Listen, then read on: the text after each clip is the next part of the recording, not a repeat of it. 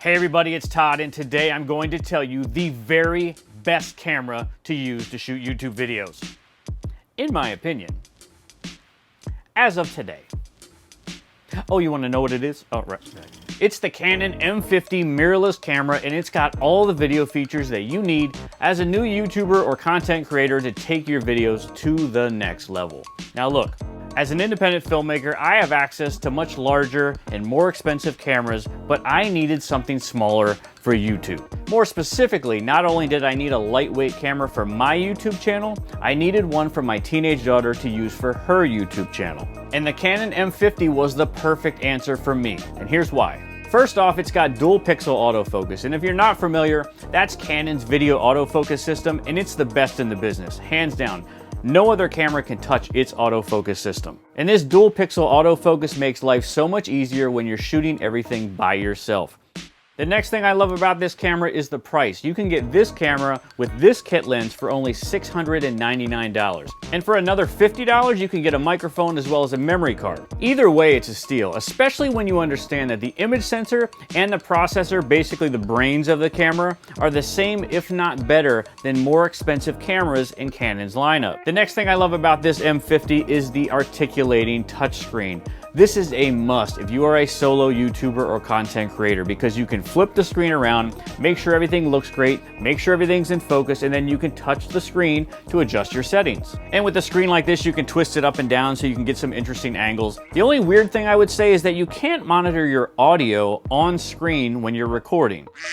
That is unfortunate, but I did find a workaround, so stick around and I'll touch on that a little later. But I love this type of articulating touchscreen off to the side, because some cameras actually flip up to the top, and that prevents you from putting a microphone on top of your camera, and then some of them actually flip down, which will prevent you from seeing it if you put your camera on a tripod. Off to the side is perfect, especially if you put it on a shoulder rig and you want to walk around and carry it around like this. The screen is in a perfect position to run and gun. And speaking of running and gunning and carrying this camera around, let's talk about another great feature, and let's talk about its size. It is small and light. This Canon M50 clocks in at less than a pound compared to my 5D Mark IV, which is just under 2 pounds. And sure, it's one thing for me to carry around a camera all day to shoot a project, but it's another thing for my teenage daughter, and that's why I love the M50. She has no problem carrying this camera around all day. Plus, with it being so small, it's very inconspicuous, so if you're a vlogger and you want to go into stores or public spaces and you don't want to make a big scene,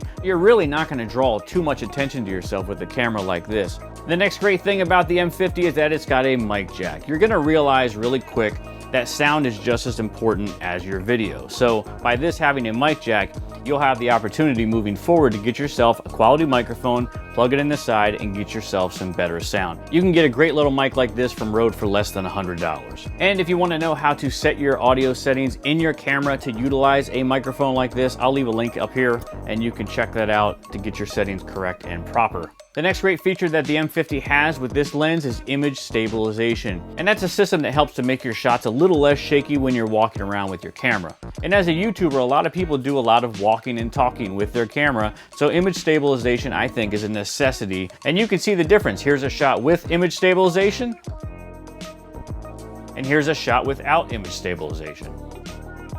You can totally tell the difference. I think for any YouTuber, this is a necessity. Now let's talk a little bit about this kit lens. This is the 15 to 45, and I think that's a great range for a YouTuber. You want to be able to turn this camera around, well, it's wide enough to catch you and your surroundings when you're walking around shooting yourself. And I'm not going to get too much into the weeds, but it is a variable aperture lens. It's a 3.5 to a 6.3. And if you're not familiar, those numbers have to do with how much is blurry in front and behind your subject. The higher the number, the more that's in focus. The thing is, when you're YouTubing or vlogging, most of the time you want a lot of your scene to be in focus. You might be showing off your room and you want to see everything in your room, make sure it's in focus. You might be showing off a new gadget. You want that to be in focus as well as you. I think the aperture on this lens gives the average new YouTuber a lot more leeway to make sure that everything they want to be in focus is in focus. It's just one less thing for them to worry about. So with just those features alone, that was enough to convince me that this would be a great camera for my daughter to use for her YouTube channel.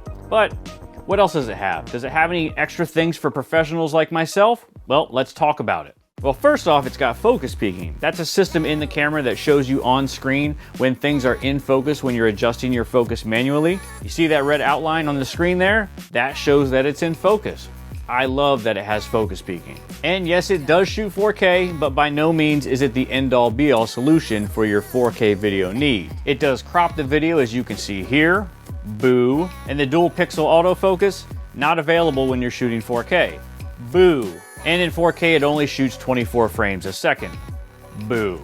But for a locked off on a tripod talking head video like I'm doing right now, it's really nice to have a 4K option in such a compact camera. So if you're going to shoot 4K with this camera, I would just recommend focusing manually and utilizing that focus peaking feature that it's got. And if you want to know why I think you should be shooting 4K, check out this video here.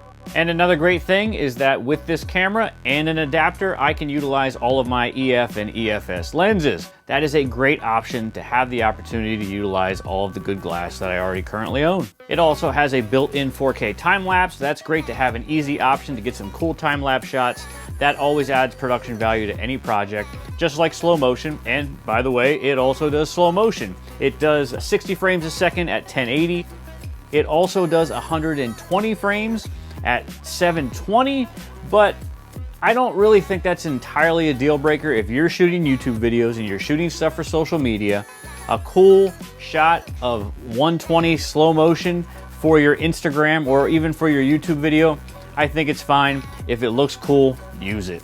It also has an HDMI out if you want to send it to an external monitor, or if you just want to record externally to something like an Atomos. Nice option to have. And the last thing that I love in general is that it utilizes that Canon Connect system where you can control the camera with your smartphone or your tablet. I use this all the time on my 5D Mark IV. It's super convenient. And the M50 has a little button on the side that actually helps to speed up the process of connecting it to your tablet or your smartphone. Very cool. And utilizing Canon Connect and looking at it on your smartphone or your tablet is the one place where you can monitor audio from this camera when you're recording. Sure, it would be nice if I could look at the screen here while I'm recording and see my audio levels are great, but you could put your tablet or your phone to the side and just glance off there just to make sure you're getting an audio signal and that you're not peaking or anything like that. Oh yeah, and you know what? It takes pictures too. How about that? Huh, go figure. So boom, Canon M50. It's perfect. Greatest camera ever made. Throw everything else that you have out. Maybe not.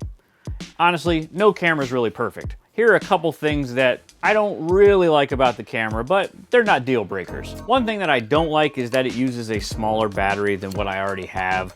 I have a number of the bigger batteries, not a huge deal. This one will give you about 2.5 hours of shooting time, so that's pretty good. But I would definitely recommend that you get some extras if you're gonna be out shooting all day. I got a couple of third-party batteries. I'll leave a link in my description of some of the batteries that I got. But fun fact about these batteries is that only Canon batteries will show up on your screen showing you how much power you have left. Boy, it's shocking that Canon would handicap one of their cameras so you have to buy other products. Another thing that's not necessarily a deal breaker, but it's kind of annoying, is that it's a new lens mount. It's an EFM mount. I have a ton of lenses and I can't use them on this camera unless I purchase the Canon adapter. And this Canon adapter is about $200, so it's not a cheap solution for me to get all of my lenses onto this camera. Would it have been nice to just put them on the camera? Sure. I'm sure there's some technical reason why I can't put them on here. I don't know why though. Probably money. And I will say once again that it's really weird that you cannot monitor your audio on this screen. I mean, I just feel it's probably something that they just took out. Come on, man. Update the firmware. Let us see it on here. Another thing that it does not have is a headphone jack. To me, that's not a deal breaker. I feel like this camera is the type of camera that you're utilizing to shoot yourself. I'm not gonna be wearing headphones when I'm filming myself walking and talking, whether I'm vlogging or whatever I'm doing, but then I can't monitor the audio on the screen, so where's the solution so I can make sure I'm getting decent audio? I guess the Canon Connect, but I don't know. I feel like one or the other. Don't give me a headphone jack, but put it on the screen so I can at least see the audios proper.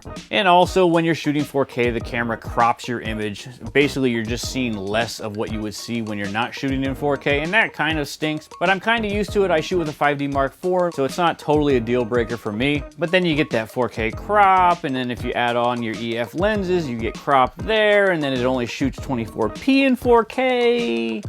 I did mention it's only $6.99, right? But even with those drawbacks, I still think the Canon M50 is the best camera for YouTube videos right now, in my opinion.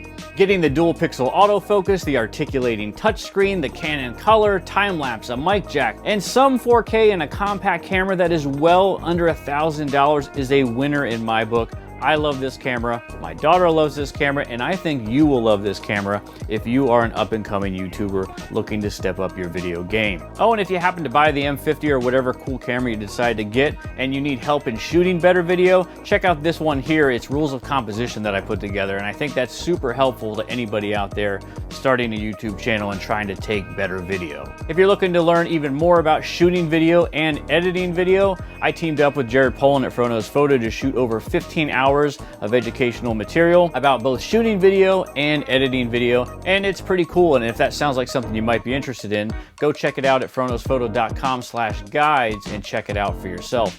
And with all that being said, I'm done. Thank you for watching. I'll talk to you soon.